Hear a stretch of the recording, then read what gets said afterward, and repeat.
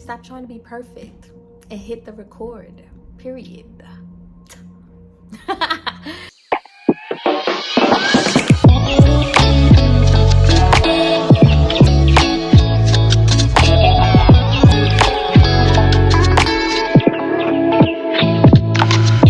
Welcome back. Hey guys, what's up? Welcome back to another episode of Midpoint. I am here from today's wellness, all right? I'm your girl Daylon, and in this video I wanted to talk about some signs that you may be sacrificing yourself energetically, okay? Because literally these are some things that I was doing and I didn't realize. So I really want to put these videos out there to not only share my realizations throughout my own journey experience, what others have been telling me, what I've learned and read and actually been through in life, but also for that me that was looking for these videos, looking for these models and these people in my own life for me to implement certain type of knowledge that I just wasn't privy to. All right, so we're going to talk about how to stop sacrificing yourself. And one of the major ways that I've seen that I've done this was holding space for individuals, person, places, or thing that it's not taking the opportunity to do the healing work for themselves. So in the past, I realized that I would hold space, right?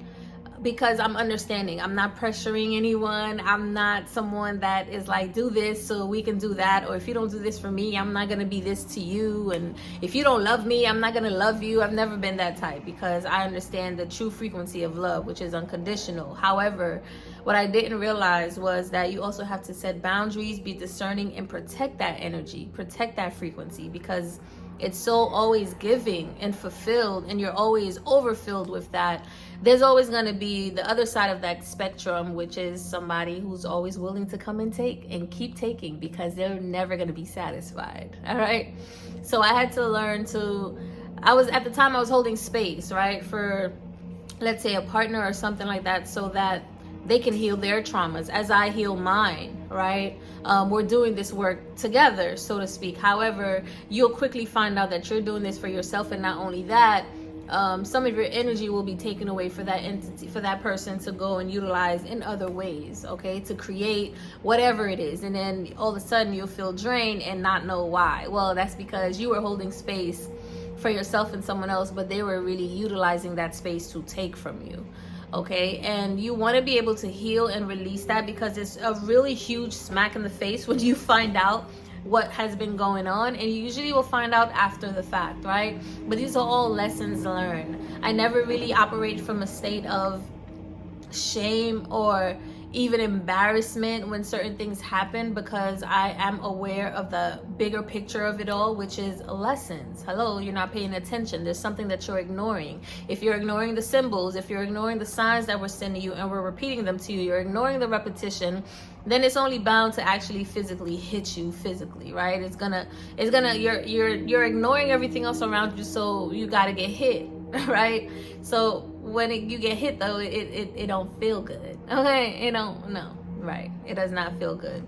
So that's one thing that you may be doing. This may be helpful for you to realize if you're holding space for someone that is not really trying to utilize that space in a healthy way, where they appreciate it, they're grateful for it, and they're utilizing that to heal and become more aware of their traumas and things that they're going through. And as well, really focusing on holding that space for yourself, so in order for you to do that, though, you have to operate from a space of openness, right? And if you find out that that is not what's happening, you're going to easily be closed off. So it'll be a lot difficult for you to keep healing through whatever traumas or heartbreaks or situations that you go through that may be low vibrational. It literally would be just that. And that's what it will cause you to feel, low vibrational. Okay. You will feel very low. You won't feel excited and ready to go out and create and partner with other people, even as friends, even to just go do something for your life. You might have imbalanced relationships. Your self-esteem might be low. Your soul, your sacral chakra and your solar plexus chakra is dead. It's not moving. It's not healthy. All right. So be careful. Be very discerning with your energy, because Your energy is beautiful. Your energy is meant to be creative. Your energy is meant for you to use, okay? For you to use to manifest and create the things that you need to, even if it's just for you to keep vibrating at the frequency that the world needs right now, which is a higher frequency of love and acceptance. You still have to really be very careful if you're vibrating at that frequency, because like I said, there's a lot of entities, a lot of people that are willing to come and take it from you. All right, and no matter how overfilling it is for you, you will always feel drained if you're surrounding yourself with people that will just keep taking it from you. So be aware of who you are holding space for. It's always okay to hold space from afar. I'm not saying for you not to. However, you always want to make sure that you're holding space for yourself and being safe, because you might just get disappointed, and you want to make sure you create that type of buffer for you to understand that you cannot change anyone. You can't force anyone to change, and that has never been the intention. I think a lot of us are operating from a very open frequency where we see the greatness in others because we recognize it in ourselves. We see love in others because we have that in ourselves. But that's not necessarily true when it comes to the other opposite crew, right? The other opposite side, the other team player. They're not playing in accordance to that kind of perspective, all right? That kind of frequency. You guys are not sharing the same dance. One of y'all could do the Afro beats dance lit, the other one is like off beat, because you're not on the same frequency. Number two is giving and not receiving. Now, I'm sure, thank God for the internet, there's a lot more information that is coming up about narcissistic empath relationships, or just people that are overgiving and not having a balanced yin and yang energy frequency, either within themselves or within their partnerships, romantic, platonic, familiar, whatever it is, right? And this is one of the ways that you'll see if you're really just giving away yourself energetically. You're giving, but you're not receiving. And this could be the smallest ways. It could be, you know, you're always the one constantly cleaning and others are not. Or you're always the one suggesting certain things and others are not. Or you're understanding that, you know, someone may be a little bit out of work for a little while. If it's warranted, of course, but they're not when you are, right? And this is not to mistake it with if you're trying to do something and, like, I'm gonna use me for example. Like, there's times where I've quit my nursing job because I would want to go and like just go full throttle in my business, but at the same time I had to realize that you need to develop the traction and the awareness of your services in your business before you even can do that. Like, who's gonna pay for you? And one thing for me, more and more, I want to make sure that I was releasing dependency and codependency off of anyone. I didn't want anyone to feel like they're stuck because I'm over here trying to do something that hasn't started yet.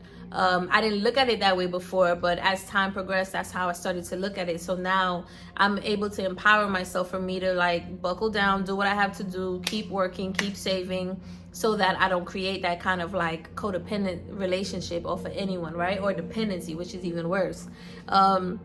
However, when I'm talking about a balanced give and take, okay, if you're giving your love, your attention, your energy, and you're not receiving that, that's a sign that you are literally giving yourself away energetically. And that's something that could let you know, like, listen, this isn't gonna work. And unfortunately, y'all, it's not just romantic relationships. It could be family, it could be friends, it could be co-workers, it could be peers, all right? It could be in any way, however way that does not serve your highest good and the highest good of all. If you feel drained, if you don't feel supported, but yet you're willing to support people automatically just like that, maybe pull back. Okay, pull back from being so giving, pull back from always doing, pull back from you know, always being that person to like want to give, because you know the universe is going to return it back to you one day. Sometimes the universe always does. However, you should still try to stop giving to a dead end situation, something where, you know, people are just taking and they're not replenishing that relationship. They're not giving back to you. The only way that the wheel could actually move is utilizing the law of rhythm, which is one of the 7 hermetic principles. And the law of rhythm states, you know, you pick up one stick, you're going to take the same on the other side of the stick. You got to accept both. You know, as above, so below, as within, so without. Like, whatever goes up must come down, right? So it's a wheel. If it goes up, it has to come down. Then it has to go up again. Then it has to come down. That's the only way things could actually move. If there's only one point, there is no spectrum. And when there's no spectrum, there is no there is no movement. Same thing with right and wrong, good or bad, hot or cold. You won't be able to tell the difference if there isn't a polarity to certain situations. And the polarity for all of us is the yin and yang. Learning how to be loving, nurturing, and supportive towards ourselves, like mothering ourselves, so to speak, being that divine feminine energy. And this is for both men and women, but also having that yang energy, learning to be consistent, set boundaries, go after the things that we want to actually manifest and experience in this world, right? Fathering ourselves, protecting ourselves, right? So both men and women get to hone into that yin and yang energy within ourselves. That's what it is to be that divine feminine, divine masculine energy, if you heard that term. I'm still learning on my journey, and I'm still open. I don't know it all. However, I do know that my signature, my energy signature, is always stemming from love. I always want to grow and evolve and become better. I've obtained a lot of knowledge from reading, but I wasn't really getting a lot of practical work. So now when you're in the practical work sense, right, like now when you're the pedals to the metal, right, like you're 10 toes down experiencing it, it's a lot harder.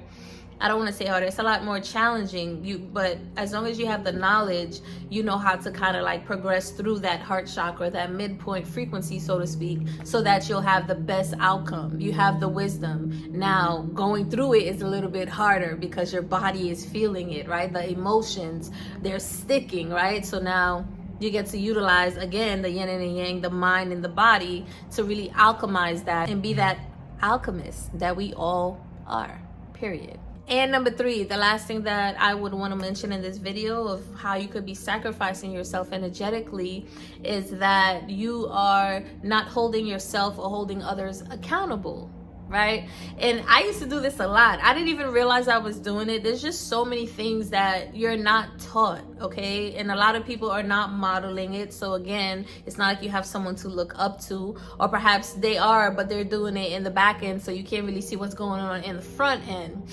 Whenever you are operating from a space of not being able to hold yourself accountable, you're giving other people permission to treat you however, and you know, all the things that you do not want, all the outcomes and the experiences that you do not want to experience. And then the same thing goes for you opening up that throat chakra and expressing your truth. If you feel a certain type of way, you get to hold people accountable, and you get to express how you feel. Not in a I'm pointing fingers at you way, not in a oh you doing this, you doing that. You kind of want to move away from accusational type of conversations and just move towards more of a synergistic, how do we do this? How do we change this? Because this is how I feel, to allow room and again space for someone who's willing to step up and show and display that they are utilizing that space in a healthy manner, number 1, right? And they're explaining to you, hey, maybe I didn't mean it that way. I didn't mean it for it to come out this way. This is actually my intentions. You know, given that opportunity for you to really hear the truth of what's going on. Because one thing I used to do, or I didn't do, the lack thereof, I should say, was hold people accountable for the way that they would treat me or the way that they would say certain things, and that would leave me I know how to pull back, so I pull back, but that would also leave me in my head, because now it's like the truth isn't out. You're not sure, although we do have other abilities that could assist us. If you're clairvoyant, claircognizant, clairsentient, you have extra gifts to allow you to be able to do that. And for others of you who are not aware of that, these are just other spiritual abilities that you have available to you as you raise your frequency.